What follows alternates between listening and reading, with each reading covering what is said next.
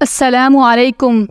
میرے پیارے نبی حضرت محمد صلی اللہ علیہ وسلم کس نبی کی اولاد سے ہیں؟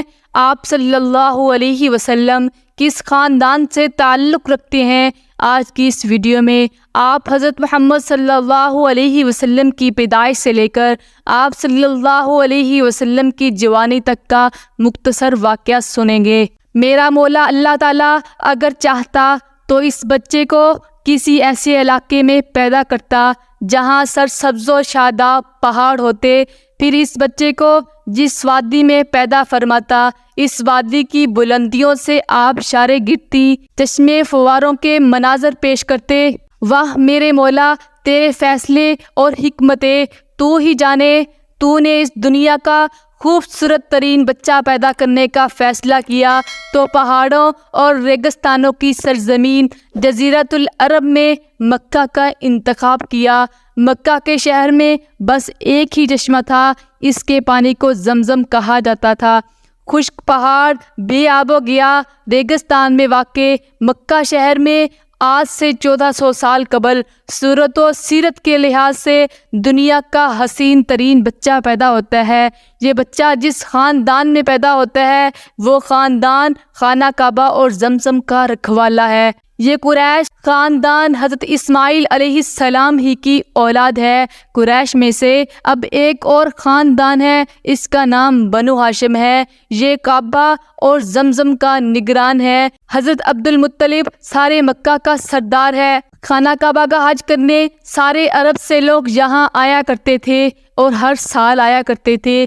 یوں عبد المطلب سارے عرب کے سرداروں میں سے سب سے محترم ترین سردار تھے۔ اس دور میں سردار عبد المطلب نے اپنے سب سے چھوٹے بیٹے کا نام عبداللہ رکھا۔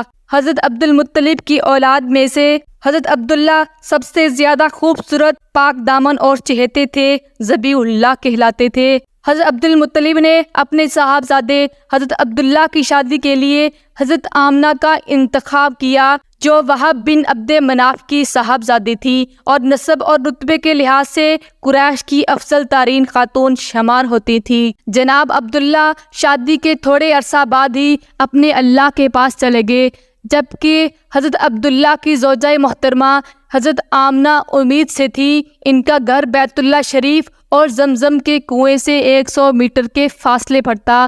ان کا خامد تو فوت ہو چکا تھا مگر اللہ نے ایک آنے والے مہمان کی امید لگا دی تھی۔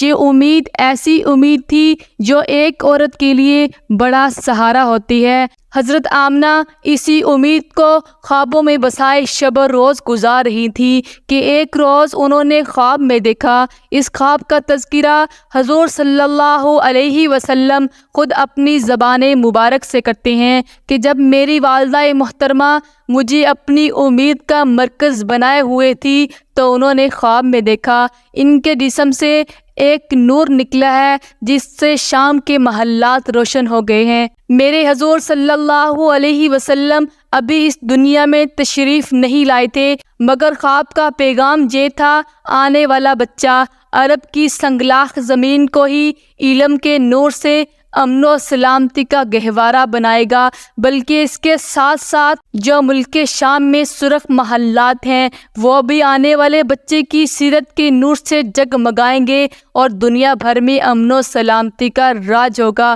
معزز ناظرین، میرے اور تمہارے حضور صلی اللہ علیہ وسلم دنیا میں تشریف لے آئے ہیں۔ موسم بہار تھا، صبح کا وقت تھا، سوموار کا دن تھا، ربیع الاول کی 9 یا 12 تاریخ تھی، عام الفیل یعنی ہاتھیوں والا سال تھا۔ دنیا کا آخری خوبصورت بچہ پیدا ہو چکا تھا۔ ایسا خوبصورت بچہ صحیح بخاری میں ہے۔ حضرت براء رضی اللہ عنہ بتلاتے ہیں آپ صلی اللہ علیہ وسلم 14ویں کے چاند کی طرح خوبصورت تھے۔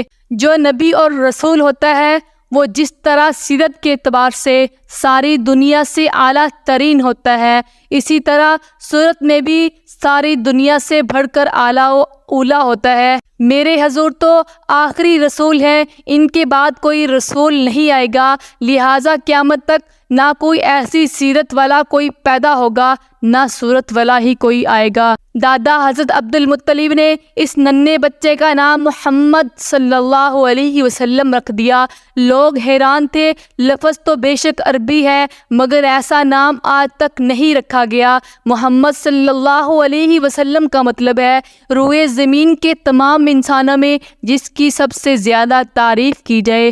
میرے حضور صلی اللہ علیہ وسلم 6 سال کے تھے، والدہ محترمہ وفات پا گئی۔ 8 سال کے تھے تو دادا حضرت عبد المطلب وفات پا گئے۔ اب پرورش چچا جان کرنے لگے جن کا نام حضرت ابو طالب تھا۔ میرے حضور صلی اللہ علیہ وسلم نے اپنا قدم مبارک جوانی میں رکھ دیا۔ زندگی ایسی پاکیزہ کہ عرب کے لوگوں کی گواہی کو امام بخاری رحمہ اللہ اپنی صحیح میں لائے۔ حضرت ابو سعید خدری رضی اللہ عنہ بتلاتے ہیں، جس طرح چادر میں لپٹی پردہ نشین کنواری لڑکیاں شرم و حیا کرتی، حضور صلی اللہ علیہ وسلم اس سے کہیں بڑھ کر شرم و حیا والے تھے۔ کردار اس قدر مضبوط تھا، عرب کے لوگوں نے آپ صلی اللہ علیہ وسلم کا ایک نام اپنی طرف سے رکھ دیا۔ یہ نام تھا صادق، یعنی سچ بولنے والا۔ پھر جب آپ صلی اللہ علیہ وسلم نے کاروباری زندگی میں قدم رکھا تو عرب کے لوگوں نے آپ صلی اللہ علیہ وسلم کا نام امیر رکھ دیا، یعنی انتہائی ایمانت دار۔ آپ صلی اللہ علیہ وسلم نے کاروباری زندگی کا آغاز بکریاں چرانے سے کیا۔ دیانت کی انتہا یہاں تک پہنچی، مکہ کی ایک مالدار تاجرہ خاتون حضرت ختیجہ رضی اللہ عنہ جو بیوہ تھی، انہوں نے آپ صلی اللہ علیہ وسلم کی خدمات حاصل کی۔ جب آپ صلی اللہ علیہ وسلم مکہ واپس تشریف لائے تو حضرت ختیجہ رضی اللہ عنہ نے اپنے مال میں ایسی ایمانت و برکت دیکھی جو اس سے پہلے کبھی نہیں دیکھی تھی، تو حضرت ختیجہ رضی اللہ عنہ نے نکاح کا پیغام بھیج دیا۔ اس سے پہلے بڑے بڑے سردار اور رئیس ان سے شادی کے خواہاں تھے، لیکن انہوں نے کسی کا پیغام منظور نہ کیا تھا۔ حضرت ختیجہ رضی اللہ عنہ کی عمر اس وقت 40 سال تھی، وہ اپنے فوت شدہ خامد کے چند بچوں کی ماں تھی۔ میرے حضور صلی اللہ علیہ وسلم 25 سال کے انتہائی خوبصورت گبرو جوان تھے، مگر ایک بیوہ خاتون کا سہارا بننے کے لیے آپ صلی اللہ علیہ وسلم نے یہ پیشکش قبول فرما لی۔ یوں میرے حضور صلی اللہ علیہ وسلم شادی کے بندھن میں بندھ گئے۔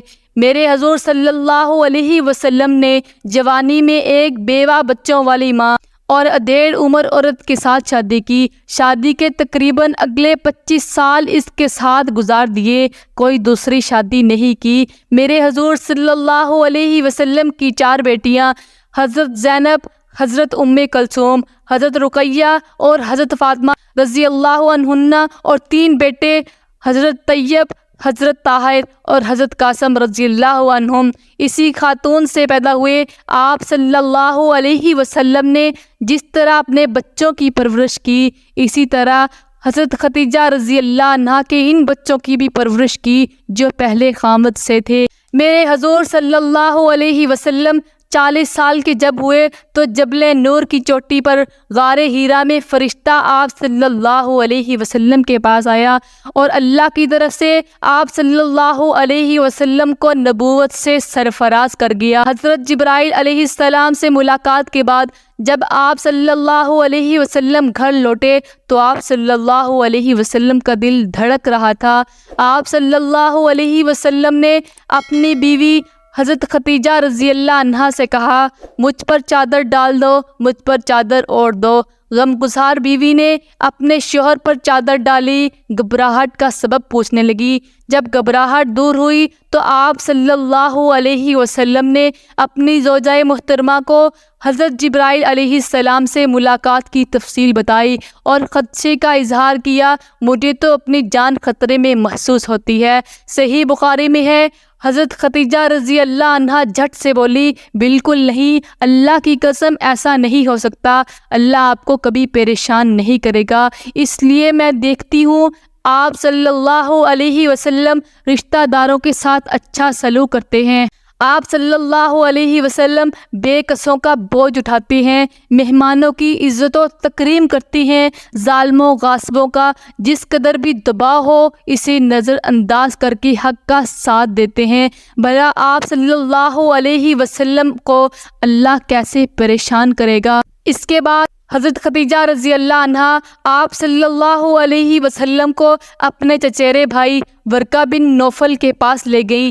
ورقہ بن نوفل دور جاہلیت میں عیسائی ہو گئے تھے اور عبرانی میں لکھنا جانتے تھے، چنانچہ عبرانی زبان میں حسب توفیق الہی انجیل لکھتے تھے۔ اس وقت وہ بہت بوڑھے اور نابینا ہو چکے تھے۔ ان سے حضرت خدیجہ رضی اللہ عنہا نے کہا، بھائی جان آپ اپنے بھتیجے کی بات سنیں۔ ورقہ بن نوفل نے کہا، بھتیجے تم کیا دیکھتی ہو؟